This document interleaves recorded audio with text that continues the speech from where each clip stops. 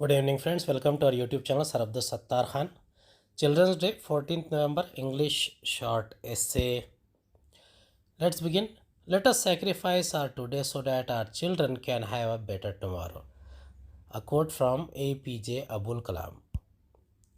In India, Children's Day is celebrated on 14th November every year to commemorate to the birth anniversary of our first Prime Minister, Pandit Jawaharlal Nehru. He loved children dearly and is fondly remembered as Chacha Nehru by them. After his death in 1964, his birthday was declared as Children's Day nationwide. Children's Day is a special day dedicated to celebrating and honoring children. It emphasizes the importance of children's rights, well being, and their role in society.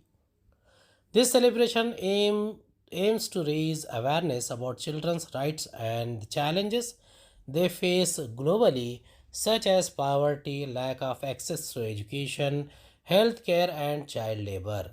Schools and colleges organize special events, competitions, and activities to make learning a joyful experience for children.